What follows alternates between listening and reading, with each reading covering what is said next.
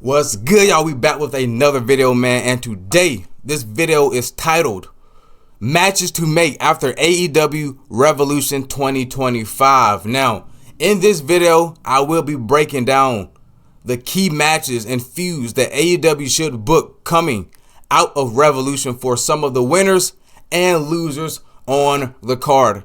So, without further ado, let's get right into it, man. So, the first match I have on this list is Jon Moxley versus Swerve Strickland, which, to be honest, this match was pretty much announced on last night's show as Swerve Strickland beat Ricochet in that number one contenders match, which was a pretty damn good match in my opinion. Swerve got the win over Ricochet, which pretty much states that Swerve Strickland is the number one contender to Jon Moxley's AEW World Championship, which Jon Moxley retained against Cope last night. As you know, shenanigans as usual happened in the main event between Cope and Mox. Wheeler Yuta came down, got involved. We thought Wheeler Yuta was going to turn on Mox.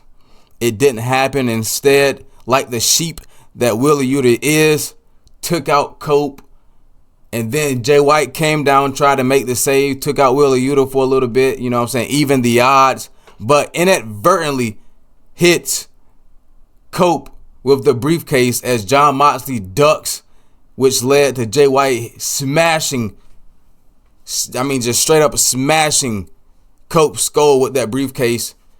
And then Yuta and Jay White fight on the outside as Mox tries to capitalize on the win, goes for the cover. I'm thinking that might be the finish, but instead, Adam Copeland kicks out at 2.9, and then Adam Copeland hits a big spear out of nowhere, and then there's no one in sight, nobody around to break the pin up at all. So I'm thinking, holy shit, is Adam Copeland, aka Cope, about to win the AEW World title right now?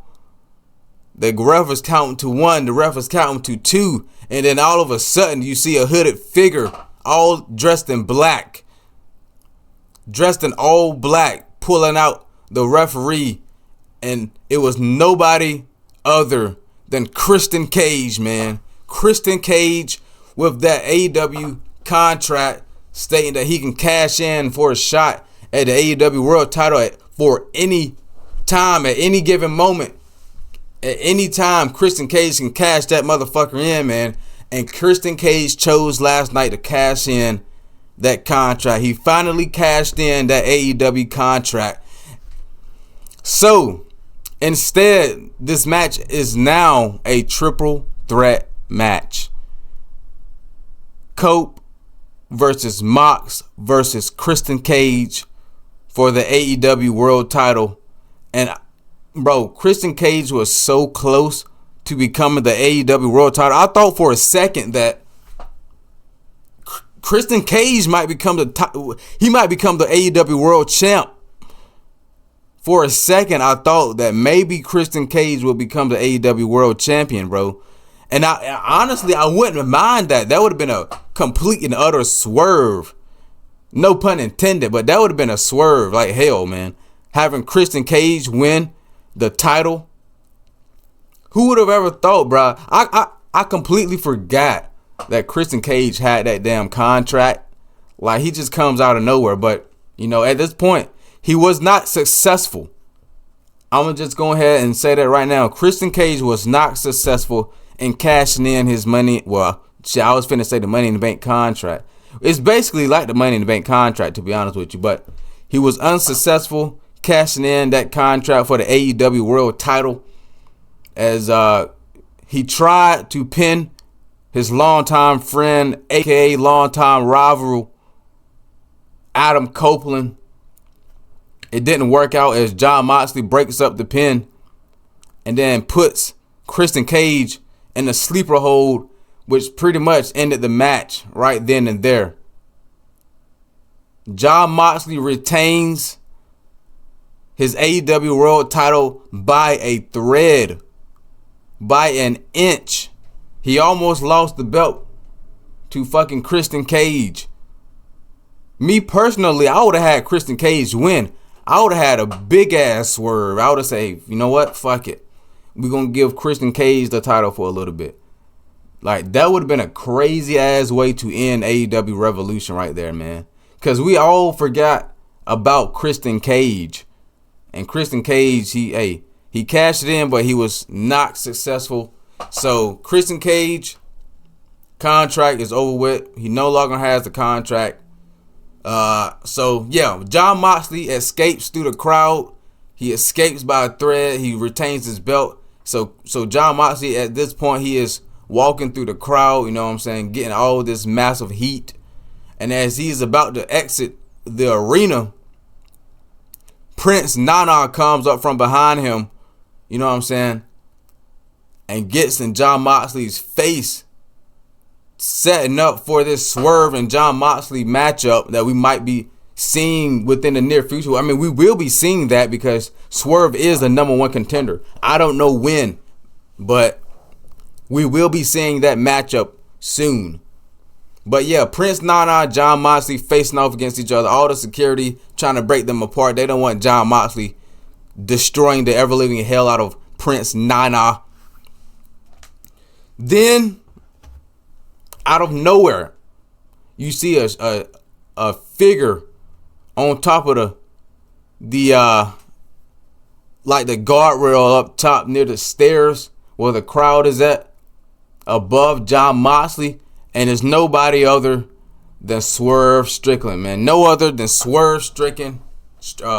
None other than Swerve Strickland does the Swerve stomp on Jon Moxley, and the rest of the security takes out everyone, and Swerve Strickland and Prince Nana are standing tall over the AEW World Champion Jon Moxley to end off AEW Revolution, man. I thought that was a pretty damn good ending, you know, to set up a future match between Jon Moxley and Swerve. Now, I thought they could have ended the match between Mox and Cope a little bit better. Like I said, hell, I would have had fucking Christian Cage win the belt, but it looks to me that they want to do that Swerve and Mox storyline, so I don't mind seeing that match at all. That's a damn good matchup in my opinion. So yeah, man, they pretty much set up Moxley versus Swerve last night at Revolution. That is the key match. That is the main event match that I'm assuming that will be happening at AEW Double or Nothing coming in May. And hey, I'm all for it, bro. I'm all for Swerve Strickland chasing after the gold another time, man. In my opinion, I wouldn't mind seeing Swerve Strickland a 2-time AEW World Champion, because it's like, if Swerve doesn't beat Mox, who the hell is going to beat Moxley at this point? He already beat Adam Copeland. You know, he's beaten fucking Bryan Danielson. He's beaten top guys.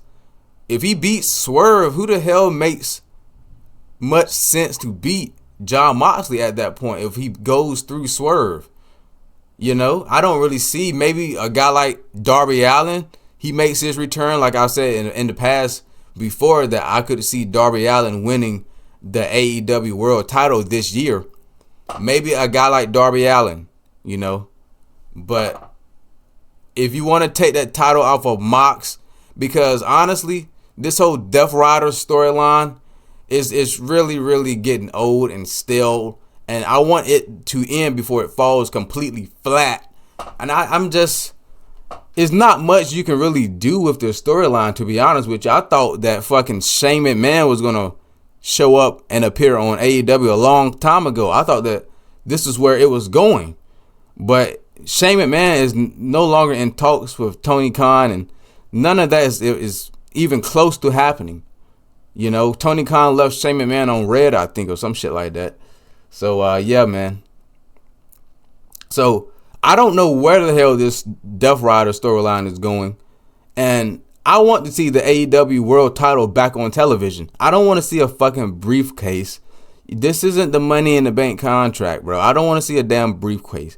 I don't want to see a damn briefcase, you know. I want to see the actual AEW World Championship belt. And I don't think we're ever going to see that title unless Jon Moxley drops the damn title. And I think you do that against Swerve Strickland. I think you have Swerve Strickland beat Jon Moxley at Double or Nothing and become a 2-time AEW World Heavyweight Champion. And that's just my take on that. Moving on, though, to the next match. Now, Adam Copeland lost this match, and some people would say it was due to Christian Cage and his antics. And yeah, Christian Cage has a lot to do with Adam Copeland losing this matchup. But let's not forget that Jay White accidentally hit Adam Copeland with that briefcase. Now, accidentally, he might have could have done it on purpose. You know, it's really no telling with a guy like Jay White. But, you know what I'm saying, as we all seen, it didn't look like it was on purpose. It looked like it was very, very inadvertently. He didn't mean to do it. Now, this could set up some things in the future.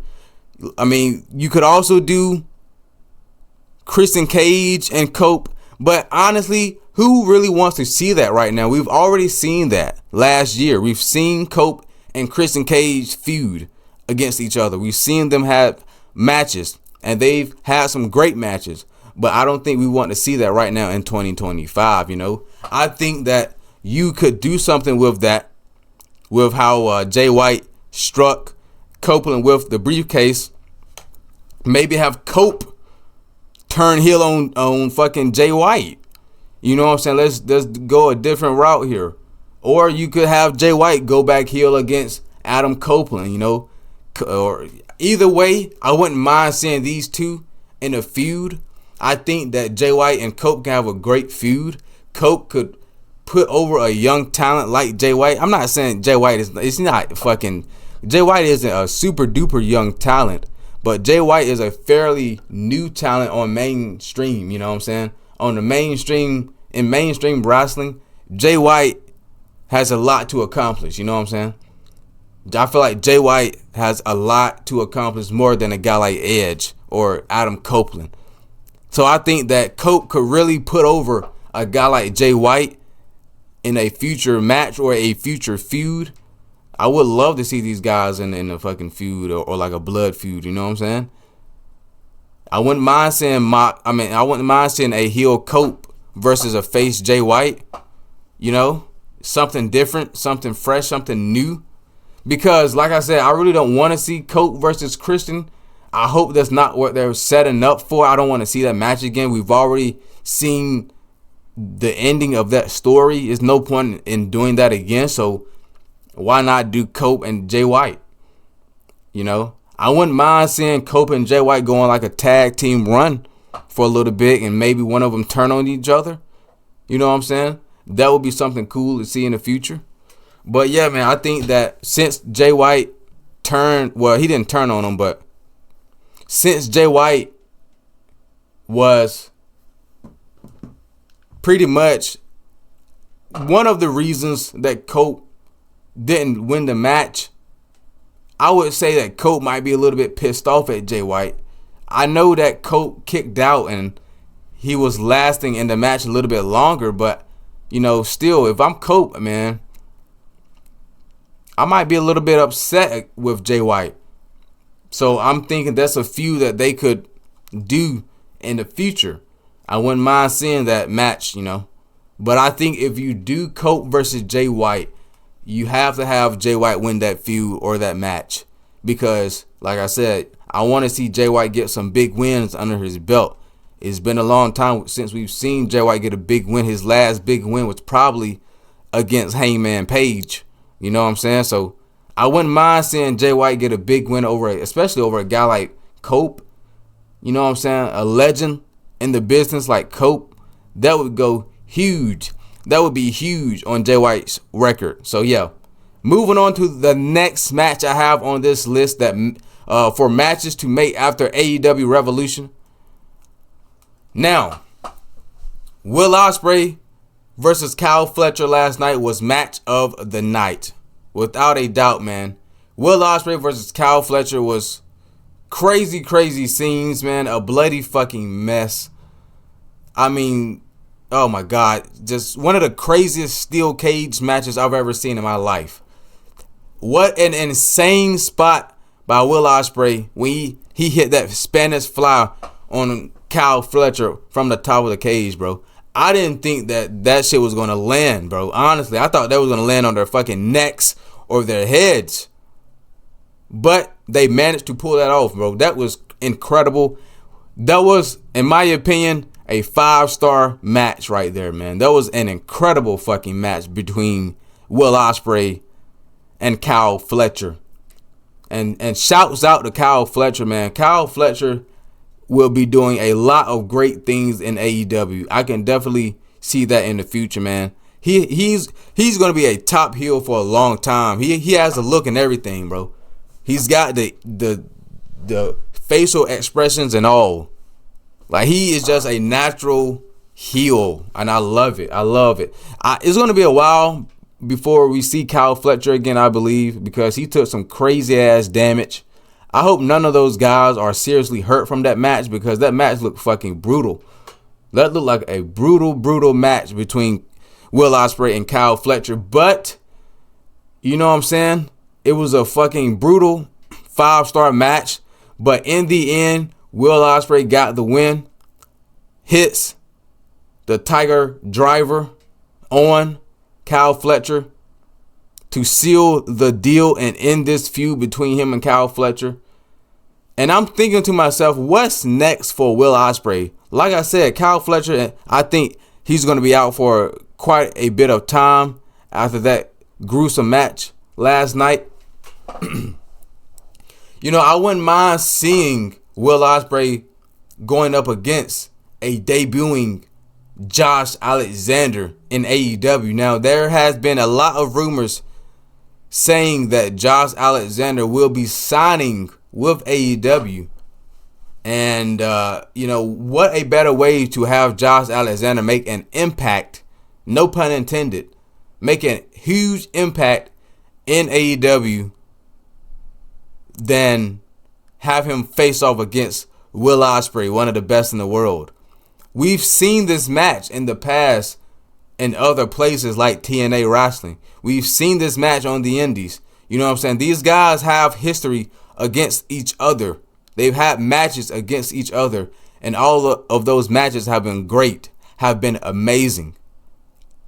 You know what I'm saying? I don't know when Josh Alexander is officially going to be signing with AEW. Maybe he already signed, but all indications are saying that he will be going to AEW instead of WWE. So, at this point, we're just playing the waiting games. It's only a matter of time before we see the walking weapon, Josh Alexander, in AEW, in All Elite Wrestling. And like I said, why not have him finish his business against a guy like Will Ospreay? They already got history with each other. Will Ospreay is one of the best in the world. Will Ospreay is also one of the best in AEW right now. What a better way.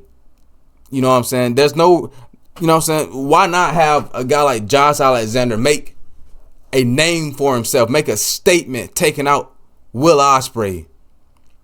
And I mean, and that from that point on, Josh Alexander could be one of the top guys in the company. And I can see Josh Alexander being one of those top guys in the company, man. He is a great talent to have on your roster, and he could definitely make a great international champion or a great world champion, in my opinion. So yeah, man, Josh Alexander, I wouldn't mind seeing him versus Will Ospreay. Maybe Josh Alexander debuts on the next Dynamite after Revolution. You know what I'm saying? I wouldn't mind seeing that. That would be crazy to see Josh Alexander in AEW. That just adds on more and more talent for AEW to use. And if you have a guy like Josh Alexander on your roster, you know, I wouldn't be wasting him at all. I'm putting Josh Alexander up against the best that I have to offer. And that is a guy like Will Ospreay, you know. So, hey, I'm just throwing that out there, you know. If Josh Alexander signs with AEW within the next couple of weeks and he makes his debut, why not have him go up against Will Ospreay, you know? And then I would even have Josh Alexander beat Will Ospreay in his first match, in his debut match. Have Josh Alexander beat Will Ospreay. That would be crazy, and that would solidify Josh Alexander as a serious threat within the men's roster in AEW. But moving on, I have Kenny Omega versus Ricochet. Now, Kenny Omega had a fucking fantastic match against Takeshita, man. I mean, as expected, when I've seen that match was going to take place at AEW Revolution, you know what I'm saying? I knew that match was going to be incredible, which it was. And I expected that Kenny Omega was going to beat Takeshita for the International Championship. It was only fitting, you know what I'm saying? It's been a while since we've seen Omega back in action. Takeshita he's had a pretty decent run with the belt. I thought it was time to have Takeshita drop the belt, but I didn't really know against who. Kenny Omega is the perfect guy to drop that belt to, and he is the perfect guy to have that International Championship belt around. You know what I'm saying? He's the perfect guy to put that title on. Kenny Omega, like his move, his finisher, the one-winged angels, like he's on the belt. He's on like two of the side plates on the belt, you know what I'm saying? Like that belt was kind of like dedicated towards a guy like Kenny Omega, because Kenny Omega, his move is on the belt. So I think that was a perfect fit for Omega and for the International Championship. I think that Omega can do great things with the International title. I wouldn't mind seeing Omega have open challenges on Dynamite every week.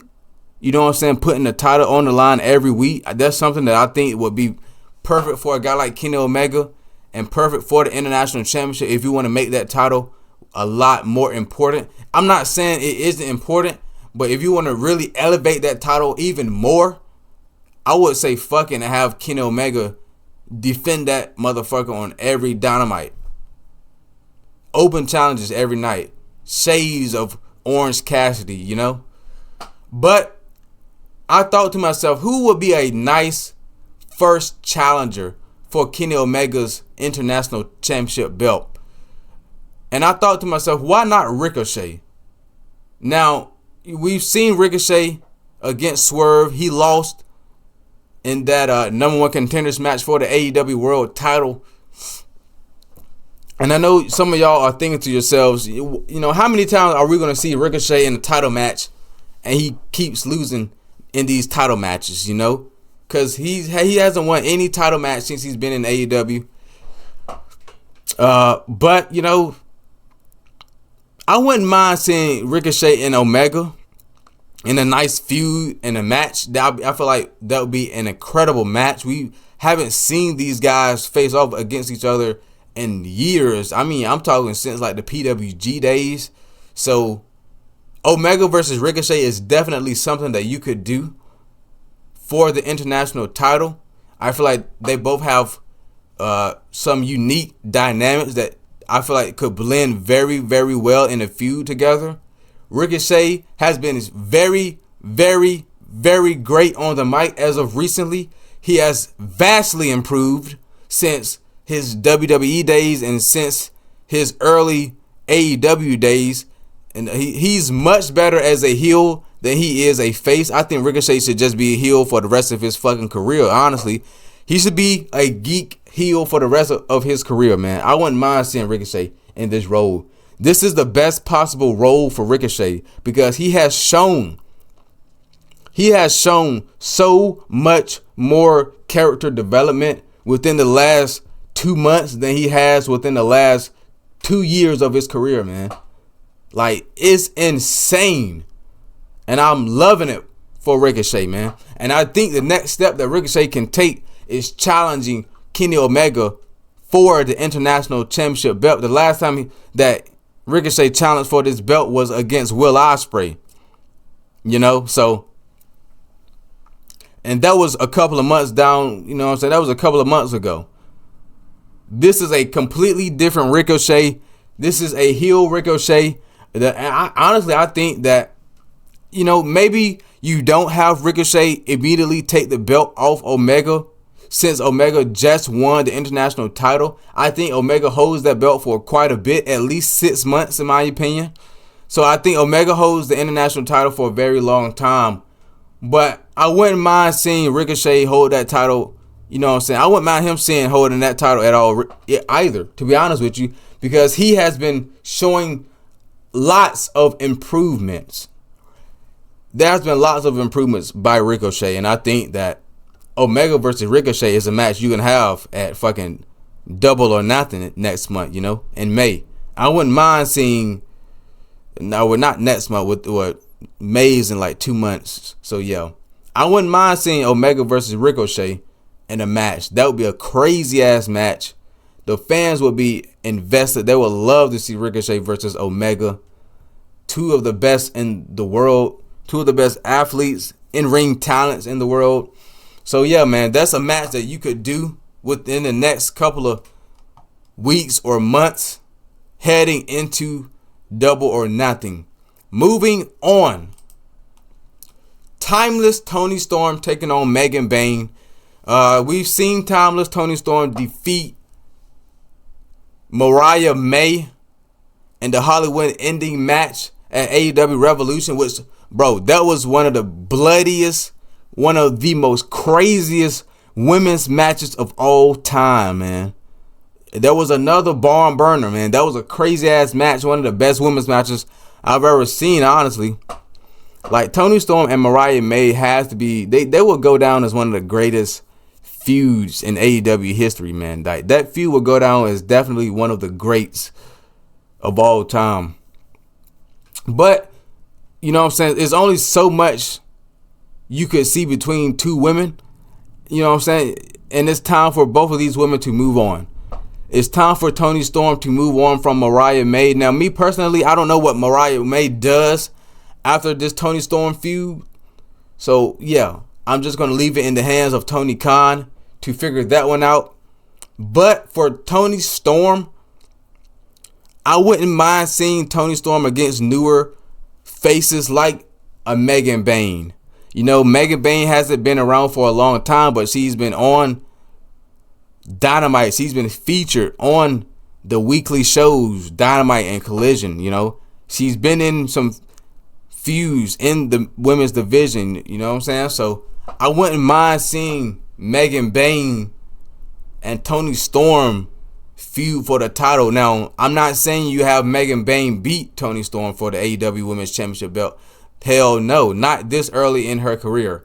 But I wouldn't mind seeing Megan Bayne and you know what I'm saying, seeing her against Toni Storm, seeing what she could do in a high profile match against a woman like Toni Storm. You don't have to have her beat Toni Storm. I think Toni Storm holds that belt for quite a while until we find someone that's worthy of taking the belt off of Toni Storm, because Toni Storm is one of, probably, I think she's the most over woman in AEW. She is the most over women in AEW, man, as of right now.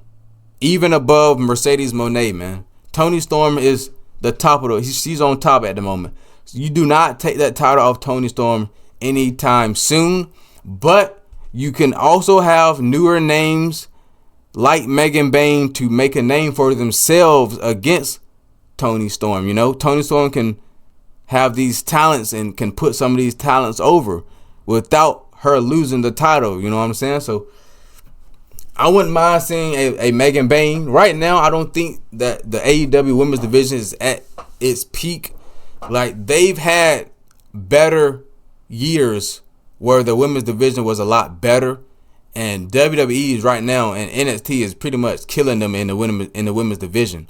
Like, the AEW women's division is not doing shit. It ain't doing nothing to the NXT and WWE women's division right now. I think they definitely need to spice that division up on the AEW side.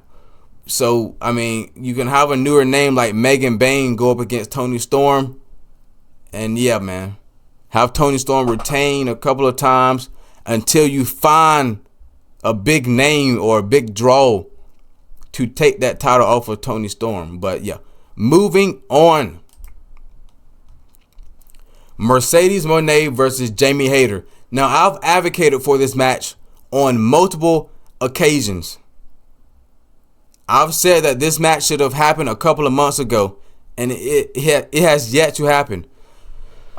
Mercedes Moné versus Jamie Hayter, I think, would be a great match. You can bring in Jamie Hayter as a face. Last time I've seen her on television, I believe she was a face. So, and she's one of the most over women talent on the roster. I mean, she's like top 5 most over women talent on the AEW roster right now. So I wouldn't mind seeing this matchup. You know, Mercedes Moné versus Jamie Hayter. I think that if there's anyone to take the title of Mercedes Moné, it has to be someone like Jamie Hayter. Jamie Hayter is a former AEW Women's Champion. She has yet to become a TBS champion. So I think that makes sense right then and there. Why not do that matchup? Why not do Mercedes versus Jamie Hayter? Because honestly, I don't really see anybody else taking the title off for Mercedes. Honestly, like, they haven't really been building up much women talent, you know? They got women on the roster, women like Thunder Rosa, you know, shit like that. But they haven't really been building them up, you know? So it's like, I guess you go on and do Jamie Hayter, which I don't mind a Mercedes Moné versus Jamie Hayter matchup at Double or Nothing, you know? I think that Mercedes Moné, she needs to lose that title at Double or Nothing. If she doesn't, then this will get very, very old very, very quickly. And I mean, the fans have already turned on Mercedes Moné. You know what I'm saying? Basically, they've already turned on her. So at this point, I think it's time for a new TBS champion. And I think that new TBS champion should be Jamie Hayter. So I think you make Jamie Hayter versus Mercedes Moné at Double or Nothing. And yeah, next up is the Hurt Syndicate taking on FTR. Now, the Hurt Syndicate has been rolling through the AEW tag team division as of late. They just beat the Outrunners. It wasn't really a competitive matchup. It was competitive at very, very little moments, but at no point in this match between the Hurt Syndicate and the Outrunners did I think that the Outrunners was going to upset the Hurt Syndicate and become the new tag team champions. It was just a glorified squash match, in my opinion. So yeah, the Hurt Syndicate, I thought they were going to face Brian Cage and Lance Archer. In my opinion, that would have been a better match. I thought that was going to happen at Revolution, but they went with the Outrunners, and the Outrunners got beat pretty easily, in my opinion.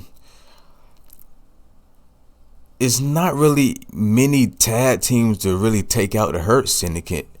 If you think about it, the only tag team that I can see that will give them a run for their money is FTR. I mean, it's been a while since we've seen Dash Harwood and Cash Wheeler back in contention for the tag team titles. It's been a while since they've been in tag team title talks. You know, it's been a while since they've been tag team champions.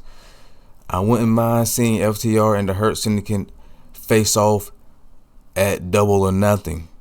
I feel like that would be a very, very hyped up tag team match. I mean, there's a lot of star power in this matchup. And I mean, the tag team division for AEW right now isn't at its best. I feel like peak tag team division was when AEW first started. That's when their tag team division was at its absolute peak. And it was just one of the hottest tag team divisions in the business. But now it's taking a little step down. I think that FTR are good fits to face the Hurt Syndicate and would be believable. So they would be believable in the way that they could beat the Hurt Syndicate. FTR is a believable option if you want to take the titles off Bobby Lashley and Shelton Benjamin.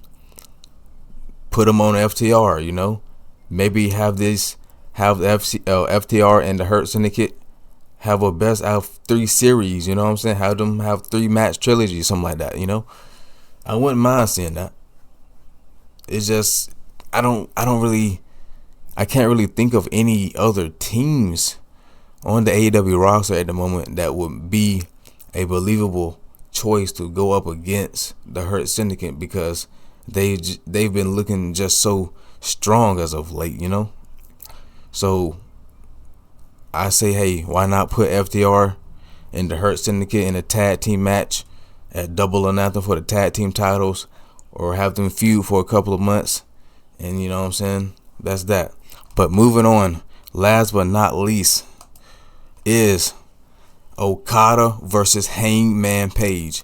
Now, it took me some time to really think about this, because I couldn't really find an opponent for Okada, and I couldn't really find an opponent for Hangman Adam Page. Okada just beat Brody King at Revolution. Pretty solid matchup. At no point did I think Brody King was going to beat Okada for the Continental Championship. Okada retained his title as I predicted. By the way, I didn't make a prediction video for AEW Revolution, but I predicted in my head that Okada was not going to lose that belt. But if you want to have Okada lose the title, it's really it's not that many options.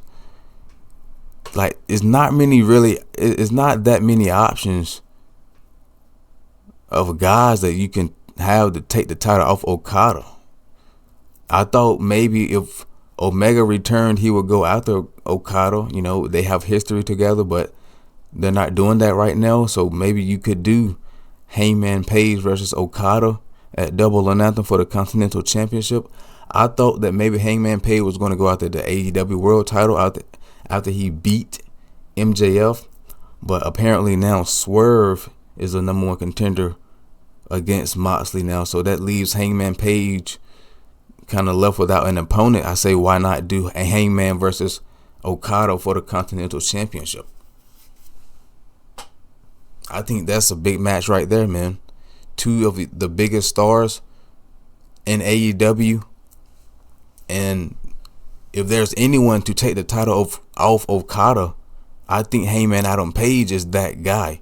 I think Hangman Adam Page could become a great Continental Crown champion, bro.